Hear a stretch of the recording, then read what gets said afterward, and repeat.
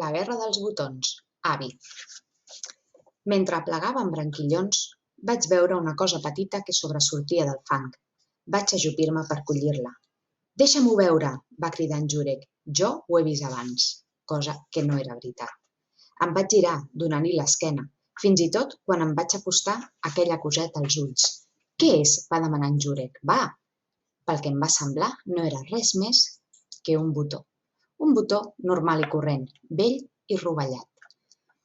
Ens trobem a Polònia, l'agost del 1914. Ha començat, per tant, la Gran Guerra, més coneguda com la Primera Guerra Mundial. Ens trobem en un entorn rural, un petit poble amb vida tranquil·la sota el domini rus, que té la gran desgràcia d'estar en un emplaçament estratègic entre les dues faccions de la Primera Guerra Mundial.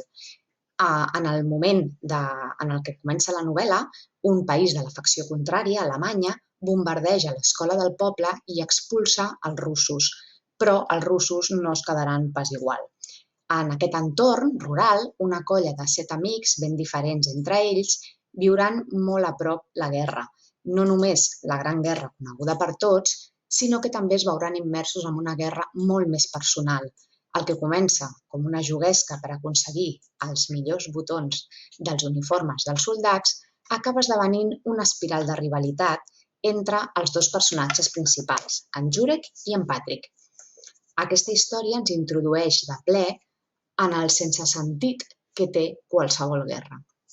És una novel·la amb un ritme realment impecable que va augmentant gradualment la seva càrrega emocional i la tensió argumental i que denota la gran trajectòria i bon ofici i experiència de l'escriptor nord-americà Avi, a qui ja coneixem per obres tan poderoses com Ciutat d'Orfes o La veritable confessió de la Charlotte Doyle. L'autor construeix aquesta novel·la d'una forma realment intel·ligent per aconseguir enganxar-nos des de la primera pàgina. A poc ens anem endinsant en els dos conflictes bèl·lics paral·lels. Per una banda, la Primera Guerra Mundial i, per altra banda, aquesta guerra interna, la guerra dels botons. Aniran sorgint diferents interrogants. Qui aconseguirà el millor botó? Què és el que realment importa? Els botons? El risc per aconseguir-los? O l'ànsia per guanyar?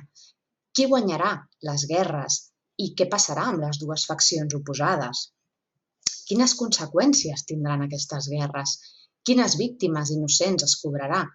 I la pregunta més important, fins a on estan disposats a arribar per obtenir aquests botons? Mireu-me tots, soc el rei dels botons, el rei de tot.